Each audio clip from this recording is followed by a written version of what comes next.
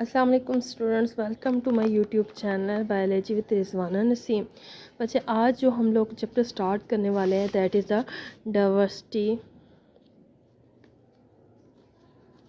Among animals. ठीक है बच्चे, ये चैप्टर इंतहाई कंसेप्चुअल चैप्टर है। ठीक है, देखिए मैं ना चैप्टर स्टार्ट करवाने से पहले 2-4 लेक्चर आपको ऐसे दूंगी कि जो कि हमें अंडरस्टैंड करना चाहिए चैप्टर स्टार्ट होने से पहले। ठीक है, ताकि हम इस चैप्टर को समझ सके, पढ़ सके, सीख सके। देखिए ये जो चैप्टर है ये बच्चों को, मोस्टली बच्चों को बहुत ही ज़्यादा कम्प्लेक्स लगता है, लेकिन मैं ज़ूलॉजिस्ट को और ऐसे बच्चे जो कि फ्यूचर में एनएमडी कैट की तैयारी करेंगे, ठीक है, उन्हें ये बता दूं कि ये चैप्टर इंतहाई इम्पोर्टेंट चैप्टर है। ठीक है, आपका ज़्यादातर एमडी कैट के जो पेपर है वो इसी चैप्टर से बनता है। इवन कि मैंने अभी recently public service commission qualify किया, उसमें 8-10 क्वेश्चन जो हैं इस चैप्टर से हुए, और इवन कि मेरे इंटरव्यू में 8-10 क्वेश्चन इस चैप्टर से पूछे गए। ठीक है, वो भी मैं आपको साइड बाय साइड चैप्टर पढ़ाते हुए बताऊंगी कि कौन से क्वेश्चन में से पूछे गए या कौन सा एमसीक्यू मेरे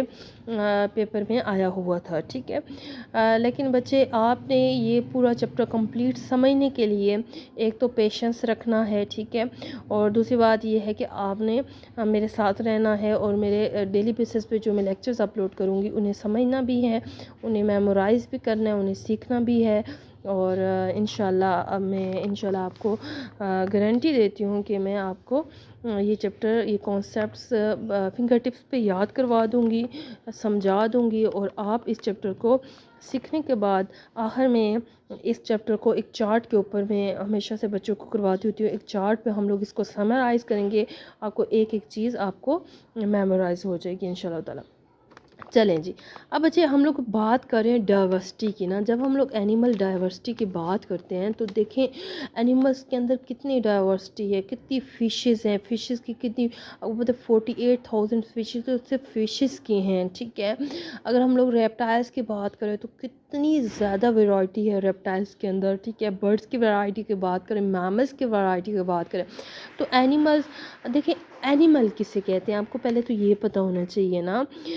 देखें जो भी, जिसके पास सोल है और वो ब्रीथ कर रहा है, ठीक है, उसके पास ब्रेथ है, ठीक है, वो सांस ले रहा है और उसके अंदर सोल है, तो ऐसे क्रिएचर को हम एनिमल कहते हैं। ठीक है, तो अगर हम लोग एनिमल्स की डाइवर्सिटी की बात करें तो हमारे पास बहुत ज़्यादा डाइवर्सिटी है एनिमल्स के अंदर। ठीक है, आर.एच. विटेकर ने क्या किया था, साइंटिस्ट थे, उन्होंने 5 किंगडम क्लासिफिकेशन सिस्टम दिया था। 5 किंगडम क्लासिफिकेशन सिस्टम। बच्चे ये आपको पता होना चाहिए, ये साइंटिस्ट का नाम आपने याद रखना है। ठीक है, इन्होंने कहा दुनिया के जितने एनिमल्स हैं हम उनको 5 किंगडम्स के अंदर डिवाइड कर देते हैं। पहली किंगडम उन्होंने मोनेरा बनाई, फिर प्रोटिस्टा, फिर फंजाई, फिर प्लांटियोरिया, फिर एनिमिलिया। हम बच्चे इस चैप्टर के अंदर ना किंगडम एनिमिलिया को डिटेल में पढ़ते हैं। ठीक है, लेकिन इससे पहले आपको ये पता होना चाहिए, क्योंकि चैप्टर का नाम है डाइवर्सिटी अमंग एनिमल्स। ठीक है, इससे पहले की भी आपको जो है कॉन्सेप्ट पता होने चाहिए कि आर.एच. विटेकर ने 5 किंगडम क्लासिफिकेशन सिस्टम दिया। तो सबसे पहले उसने जो किंगडम मोनेरा बनाई, तो किंगडम मोनेरा में उसने सारे प्रोकैरियोट्स रख दिए, ऐसे ऑर्गेनिज्म जिनके पास प्रॉपर न्यूक्लियस नहीं था। ठीक है, उनको उसने किस में रख दिया, किंगडम मोनेरा में रख दिया। और मेम्ब्रेन बाउंडेड ऑर्गेनेलिज जिनके पास नहीं थी, ठीक है, उनको किस में रखा, किंगडम मोनेरा में। लाइक जितने भी बैक्टीरिया थे, सियानो बैक्टीरिया थे, उन सबको किंगडम मोनेरा में, या किंगडम मोनेरा का दूसरा नाम किंगडम प्रोकैरियोटी भी होता है। ठीक है, फिर नेक्स्ट आ जाते हैं हमारे पास प्रोटिस्टा। अब ऐसे ऑर्गेनिज्म, देखिए जो मोनेरन्स थे वो सारे प्रोकैरियोट्स थे और वो सारे यूनिसेलुलर थे, एक सेल पे मुश्तमिल थे। जिस तरह बैक्टीरिया आपको पता है यूनिसेलुलर होता है, लेकिन जो भी प्रोटिस्ट थे वो यूकैरियोट्स थे, उनके पास प्रॉपर न्यूक्लियस था। ठीक है, लेकिन ये भी क्या थे, यूनिसेलुलर थे। ये भी क्या थे, यूनिसेलुलर। प्रोकैरियोट्स जो कि यूनिसेलुलर थे वो मोनेरा में रख दिए गए। ऐसे ऑर्गेनिज्म जो कि यूनिसेलुलर थे लेकिन वो यूकैरियोट्स थे, उनको किंगडम प्रोटिस्टा के अंदर रख दिया गया। अब फंजाई में क्या हुआ, फंजाई में भी तमाम यूकैरियोट्स आ गए लेकिन अब ये क्या हो गए, ये मल्टी सेलुलर हो गए। और अगर हम इनका मोड ऑफ न्यूट्रिशन देखें तो जितने फंजाई होते हैं वो हेटेरोट्रॉफिक होते हैं। लाइक वो अपनी खुराक खुद नहीं बना सकते, वो दूसरे ऑर्गेनिज्म से अपनी फूड को हासिल करते हैं। किंगडम बच्चे प्लांट की बात करें, they are also eukaryotes, they are also the multicellular, but they are not a heterotrophic, they are autotrophic. ये क्या हैं, ऑटोट्रॉपिक्स हैं। ठीक है, अब बात करते हैं हम अपनी किंगडम एनिमिलिया की, जो कि हम लोग इधर पढ़ेंगे इंशाल्लाह। अपना ये कंप्लीट चैप्टर हम किंगडम एनिमिलिया पे पढ़ेंगे।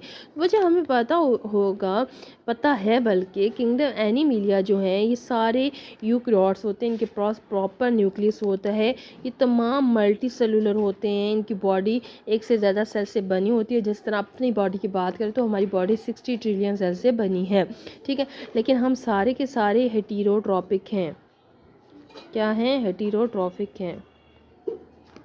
ठीक है, तो ये हमारी मोड ऑफ न्यूट्रिशन है। ठीक है, लेकिन बच्चे हम जो है हमारी जो डाइजेशन है, हम जो डाइजेशन करते हैं, हमारा जो डाइजेस्टिव मोड है वो होलोजोइक है। हम सेप्रोफिटिक नहीं है। देखिए, अगर यहाँ पे आप मुझसे क्वेश्चन कर सकते थे मैम फंजाई और एनिमिलिया में क्या फ़र्क होगा, ये भी यूकैरियोट हम भी यूकैरियोट, ये मल्टी सेलुलर हम भी मल्टी सेलुलर, ये हेटेरोट्रॉप हम भी हेटेरोट्रॉप। तो बच्चे यहाँ पे हमारे डिफरेंसेस से ये आ सकता है कि हम होलोजोइक मोड ऑफ न्यूट्रिशन से फूड लेते हैं और ये सेप्रोफिटिक हैं। सेप्रोफिटिक हैं, ये क्या करते हैं, ये डेड डिके मैटर से डाइजेस्टिव एंजाइम्स उनके ऊपर डाल के उनको बाहर डाइजेस्ट करके, देखें जितने भी फंजाई होते हैं वो अपनी फूड को बॉडी से बाय डाइजेस्ट करते हैं, फिर इंजेस्ट करते हैं, फिर अपनी बॉडी में लेकर आते हैं। लेकिन हम लोग क्या करते हैं, हम पहले इंजेस्ट करते हैं फिर डाइजेस्ट करते हैं, हम पहले खाते हैं फिर उसको हजम करते हैं, ये पहले हजम करते हैं फिर उसको खाते हैं। ठीक है, तो this is the difference that exist between the kingdom fungi and the kingdom Animalia. बच्चे यहाँ पे हमारे जो चैप्टर है that is the kingdom Animalia, आपको ये बात पता होनी चाहिए जितने भी किंगडम एनिमिलिया के ऑर्गेनिजम्स हैं उनको हम मेटाजोआ कहते हैं। ये कंप्लीट एनिमल्स होते हैं। ठीक है, मेटाजोन्स है। ठीक है, अब मेटाजो को हम दो ग्रुप्स में डिवाइड करते हैं, एक होते पैराजो, एक होते यूमेटाजो। ठीक है, अब बच्चे आपको पता है जब एनिमल्स होते हैं तो आप सेल होते, सेल कंबाइन होता है, टिश्यू बनाता है, टिश्यू कंबाइन होता है, ऑर्गन बनाता है, ऑर्गन कंबाइन होता है, ऑर्गन सिस्टम बनता है। ठीक है, ये तो आपको पता है सबको, kingdom system, organ system, then पूरा एक ऑर्गेनिज्म बन जाता है। ठीक है, अब बच्चे देखें अगर ये सेल्स थे, कोई भी ऑर्गेनिज्म है ना, जिस तरह अगर हम लोग एक स्टोमिक है, हम एक स्टोमिक को काटें यहाँ से तो हम अंदर जब उसको देखेंगे उसका क्रॉस सेक्शन, तो बाहर वाली उसकी एपिथेलियल लेयर हमें मिलेगी, उसके बाद टिश्यू की लेयर ना। अब ऑर्गन को काटा तो देखो ऑर्गन को काटा तो टिश्यू ना, टिश्यू को काटेंगे तो सेल निकलेगा। ऐसे जब एक ऑर्गेनिज्म में से, उसके ऑर्गन सिस्टम में से, देखिए एक ऑर्गेनिज्म था, एक बंदा था, ठीक है, उसके ऑर्गन सिस्टम में, उसके डाइजेस्टिव सिस्टम में से हम लोगों ने उसका एक ऑर्गन काटा, ऑर्गन स्टमक था वो काटा, तो हमें उसके टिश्यूज़ मिले। टिश्यूज़ क्या आते हैं बाहर, हमें उसका मिलेगा हमेशा एपिथेलियल टिश्यू, फिर हमें उसका मिलता है मस्कुलर टिश्यू, फिर अंदर हमें उसका मिलता है कनेक्टिव टिश्यू। ठीक है, तो फिर उसके अंदर से सेल निकलते हैं। ठीक है, तो बच्चे हम लोग अगर पैराजो की बात करें तो पैराजो मल्टी सेलुलर तो हैं क्योंकि एनिमल किंगडम में आ रहे हैं ना, लेकिन यहाँ पे ना ये कंबाइन होकर टिश्यू नहीं बनाते। ठीक है, यहाँ इनके सेल्स कंबाइन होकर टिश्यू नहीं बनाते। और एक इकलौती किंगडम जो कि इसमें आती है, सॉरी फाइलम। ठीक है, देखो किंगडम एनिमिलिया को हम 11 फाइलम्स में क्या करते हैं, स्प्लिट करते हैं। ठीक है, तो एक इकलौता फाइलम जो कि पैराजोन्स में आता है वो कौन सा है, वो है पोरीफेरा। ये पोरीफेरा एक ऐसा फाइलम जो कि पैराजोन में आता है। ठीक है, इनके सेल्स तो मल्टीसेलुलर इनकी बॉडी है, लेकिन they do not combine to form a tissue. ठीक है, हर सेल इंडिविजुअल अपना काम कर रहा है, ये मिल के टिश्यू की फॉर्म में काम नहीं करते। अब मेटाजोआ के दूसरा फाइलम आ जाते हैं, दूसरी कैटेगरी आ जाती है यूमेटाजोआ। बाकी 10 के 10 फाइलम जो कि स्टार्ट होते हैं नाइडेरियन से, ठीक है। Ctenophora, Platyhelminthes, Aschelminthes, Arthropoda, Annelida, Mollusca, Echinodermata और हेमिकॉर्डेटा और कॉर्डेटा, ये सारे यूमेटाजोआ में आते हैं। बच्चे आज ना हम लोग जस्ट ये जो 11 फाइलम है, कल का आपका टास्क है अपने 11 फाइलम के नाम याद करके आने, ठीक है, ताकि मैं जब भी नाम लूँ ना तो आपको एकदम से क्लिक करे, ठीक है। और ये सीक्वेंस भी याद रखने आपने, ठीक है। इसी सीक्वेंस से हम लोग 1 बाय 1 एक एक फाइलम को डिटेल स्टडी करेंगे। हो सकता है कि एक फाइलम पे हमारी 2 क्लासेस भी लग जाएं, ठीक है। तो 11 फाइलम में अगर हमारी 22 क्लासेस लगती हैं तो ऑलमोस्ट ये चैप्टर हमारा 1 मंथ में कंप्लीट होगा। तो अपने पेशेंस रखना है, लेकिन 1 मंथ के बाद आपसे अगर कोई भी कहीं से क्वेश्चन पूछेगा तो मैं इस बात की गारंटी देती हूँ कि आप वो क्वेश्चन आंसर कर सकोगे इंशाल्लाह ताला, ठीक है। तो अब देखें पोरीफेरा, आज हम लोग ना एक जनरल व्यू ले लेते हैं, ठीक है। तो पोरीफेरा में ना बच्चे हम लोग वो एनिमल्स पढ़ेंगे जो कि तमाम के तमाम एक्वाटिक है, पानी में रहते हैं। अब मेरीन वाटर में भी रह सकते हैं या फ्रेश वाटर में भी रह सकते हैं। और ये इतना प्लांट्स की तरह होते हैं, ये इमूवेबल होते हैं, ये सीसाइल होते हैं। देखो हम लोग आप लोगों की बुक में ना एक वर्ड यूज़ होगा सीसाइल। सीसाइल का मतलब है नॉट मूविंग, वो मूव नहीं कर रहा होगा, वो खड़ा होगा, ठीक है। तो एक्वाटिक होंगे और सीसाइल होंगे। जस्ट ये ऐसे होंगे ना कि ये ऐसे घड़े की तरह होते हैं, जैसे हम लोग घड़ा रखते हैं ना, पानी का घड़ा, और उसके अंदर सुराख कर दो। जब बस ये बेचारे समंदर के अंदर ऐसे खड़े हैं, इनकी बॉडी में पानी इन छोटे सुराखों से आ रहा है, अंदर घुस रहा है, और इस बड़ा जो ये सुराख है उसके लिए इसे बाहर जा रहा है। बस ये इनकी ज़िंदगी है, पानी आ रहा है जिस्म में और पानी जा रहा है। बस ये इस तरह से जो है ना पानी में रह रहे हैं। और इनके अंदर क्या सिस्टम चाह रहे हैं, बेसिकली हेल्थ सिस्टम तो होगा ही नहीं, क्योंकि ये सेल्स हैं ना, ये टिश्यू नहीं बना रहे, तो ना ही तो इनके अंदर ऑर्गन होंगे ना ऑर्गन सिस्टम होंगे। लेकिन ये फिर भी कैसे इनकी गुजारते हैं, कैसे इनको गुजारा होता है। और पता है इनको हम कॉमनली ना स्पंज कहते हैं, जो आप स्पंज यूज़ करते हो ना घरों में वॉशिंग के लिए, ठीक है। ये बेसिकली नेचुरल स्पंज ऐसे पाए जाते हैं, तो इनकी बॉडी को उखाड़ के सुखा के एज अ स्पंज यूज़ किया जाता है। लेकिन अभी तो मार्केट में आर्टिफिशियल स्पंज भी अवेलेबल हैं, लेकिन नेचुरल स्पंज जो हैं बहुत अच्छी सफाई करते हैं और वो सारे किंगडम पोरीफेरा के अंदर आते हैं, ठीक है। फिर बच्चे हम लोग नेक्स्ट किंगडम को ज़रा सा देख लें। अभी इनकी डिटेल हम लोग नेक्स्ट लेक्चर्स में पढ़ेंगे। नाइडेरिया किंगडम, जो है इसको हम लोग सोलेंट्रेटा भी कहते हैं, किंगडम सोलेंट्रेटा। बच्चे इधर से ना मेरे इंटरव्यू में 2 क्वेश्चन हुए, जो कि आपको मैं ना लेक्चर के दौरान इंशाल्लाह कंप्लीट लेक्चर जब हमें स्लैंट्रेट्स पे दूंगी तो मैं आपको बताऊंगी इंशाल्लाह, ठीक है। तो बच्चे ये ऐसे एनिमल्स हैं, ये भी मोस्टली एक्वाटिक होते हैं, लेकिन इनके अंदर एक क्वालिटी है, इनके अंदर नाइडोब्लास्ट होता है, ठीक है। स्टिंगिंग सेल्स होते हैं, ये खतरनाक होते हैं, जो इनके पास है तो उनको स्टिंग मार देते हैं, डंग मार देते हैं, ठीक है।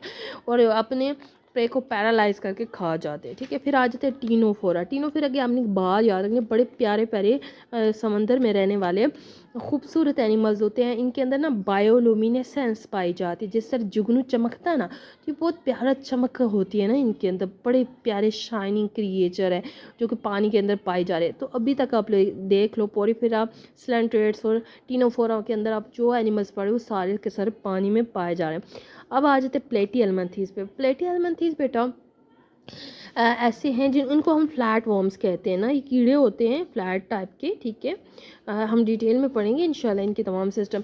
तो ये प्लेटीहेल्मिन्थेस भी कुछ जो है एक्वाटिक हैं, लेकिन कुछ प्लेटीहेल्मिन्थेस जो हैं वो ज़मीन पे भी रहते हैं। नेक्स्ट आ जाते हैं फाइलम एस्केल्मिन्थेस, इनको हम कहते हैं राउंड वॉर्म्स।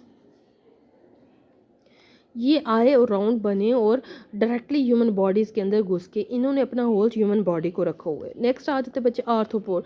दुनिया के जितने भी कीड़े हैं, इंसेक्ट्स हैं, ठीक है, आप काकरोच पढ़ते हो, आप कोई बटरफ्लाई पढ़ रहे हो, स्कॉर्पियन, ये सारे आर्थ्रोपोड के अंदर आ जाते हैं। फिर आ जाते हैं किंगडम एनिलिडा। एनिलिडा में तमाम ना रिंग्स लाइक बॉडी होगी इनकी, ठीक है, जिस तरह अर्थवॉर्म। अर्थवॉर्म किस में आ जाते हैं बच्चे, ये किंगडम फाइलम एनिलिडा में आ जाता है। फिर आ जाते हैं मोलास्क। ये बड़े मोलू मोलू पोलू पोलू से होते हैं, ठीक है। मोलास्क जितने भी होते हैं बड़ी इनकी ना सॉफ्ट बॉडी होती है, ठीक है। तो हम लोग डिटेल में आगे इनके बारे में पढ़ेंगे, इनके तमाम सिस्टम्स हम लोगों ने बेसिकली पढ़ने हैं। काइनोडर्मेटा बेटे स्पाइन स्किन होती है, स्पाइन स्किन होती है इनकी। जैसे इनकी बॉडी के ऊपर स्टार फिश होती है ना, उसकी बॉडी के ऊपर क्या होते हैं, स्पाइंस, कांटे लगे होते हैं प्रॉपर, ठीक है। तो इसको इसलिए काइनो का मतलब ही क्या होता है, स्पाइन, ये कांटा, डर्म इन स्किन, कांटे वाली स्किन, ठीक हो गया। फिर आ जाते हैं हेमिकॉर्डेट्स। बेटा नोटोकॉर्ड क्या होती है? नोटोकॉर्ड एक प्रोटेक्टिव एक सपोर्टिंग कॉर्ड होती है, रस्सी होती है जो कि एम्ब्रियो में पाई जाती है उसको स्पोर्ट्स के स्केलेटन को सपोर्ट करने के लिए। तो ये हेमिकॉर्डेट्स थे, इनके बाद कॉर्डेट्स आए जिनके अंदर प्रॉपर जो है वो नोटोकॉर्ड मौजूद है।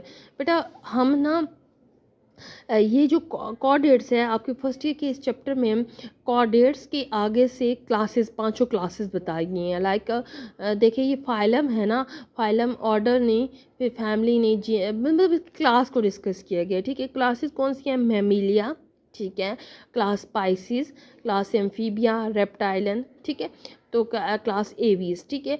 तो इस तरह से जब हम लोग क्लासेस आगे 5 पढ़ेंगे, 11 फाइलम और 5 क्लासेस पढ़ने के बाद हमारा चैप्टर इंशाल्लाह कंप्लीट हो जाएगा, ठीक है। तो आई होप कि मेरा लेक्चर आपको समझ आया होगा। बच्चे मैं ये कम्प्लेक्स चैप्टर बहुत ईजी वर्डिंग में आपको बहुत अच्छे तरीके से समझाऊंगी।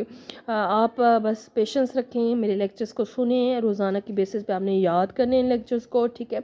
आज का आपका ये टास्क है, आप जस्ट इसको इस क्लासिफिकेशन को सीख के आना है और किंगडम एनिमिलिया के 11 फाइलम्स के नाम याद करके आने, और जनरल ये बस याद करना है कि इसमें क्या क्या आ जाता है, ठीक है। जनरल एक मतलब एक जो फोटो पहली दफ़ा फाइलम का नाम, जैसे मोलस्क का नाम लिया ना, तो आपके माइंड में फ़ौरन से मोलू मोलू पोलो पोलो से क्रिएचर्स आने चाहिए, सॉफ्ट क्रिएचर्स आने चाहिए, ठीक है। तो अब आपका कल का ये टास्क है, आप ज़रा एक मोलस्क का नाम याद करके आएंगे, आप मुझे ज़रा बताएंगे। चलिए मैं आपको बता देती हूँ। देखिए जिस तरह स्नेल है, स्नेल आपने देखा होगा कि स्नेल कितना सॉफ्ट सा होता है ना, सॉफ्ट बॉडी होती है, तो वो किस में आ जाते हैं? मोलस्क में आ जाते हैं, ठीक है। तो मतलब जैसे ही फाइलम का नाम लें, एस्केलमेंथीज की किसी ने बात की तो आपको फ़ौरन पता चल जाना चाहिए कि ये राउंड वॉर्म्स की बात हो रही है, ठीक है। तो मतलब फ़ोटो एक क्लिक करना चाहिए आपके माइंड में फ़ौरन से, ठीक है। तो आपका ये टास्क है, आपने इसको सीख के आना है, इन फाइलम को फिंगर टिप्स के ऊपर याद करके आना है, ठीक है। और एक पिक्चर आपके माइंड में आनी चाहिए, कॉन्सेप्ट माइंड में आना चाहिए, जैसे ही आप लोग फाइलम का नाम लें और आपको पता होना चाहिए कि इसमें किस चीज़ की डिस्कशन होगी। बट आप इन ये जो फाइलम से हैं, हर फाइलम में हम लोग ऑर्गेनिज्म के हर ऑर्गन के बारे में बात करेंगे, लाइक उसकी डाइजेस्टिव सिस्टम कैसा है, उसके अंदर रिप्रोडक्शन कैसी हो रही है, ठीक है, उसका हैबिटेट क्या है, सारा हम लोग स्टडी करेंगे। और जो है आपने बस डेली बेसिस पे लेक्चर को याद करना है, तो अपनी अच्छे से लर्निंग करनी है। मैं आपको ये चैप्टर बहुत अच्छे से समझाऊंगी, मैं जोलॉजिस्ट हूँ, ज़ाहिर बात है, मेरी इस चैप्टर पे बहुत अच्छी ग्रिप है और मेरा ये फेवरेट मोस्ट टॉपिक है। और आई होप कि आप मेरे साथ रहेंगे और लेक्चर्स को अच्छे से सुनेंगे, याद करेंगे। बस इसके साथ अल्लाह हाफिज़, और ऐसी मज़ीद इंफॉर्मेटिव वीडियोस के लिए मेरे चैनल को सब्सक्राइब करें और मेरे साथ रहें। ओके, अल्लाह हाफिज़।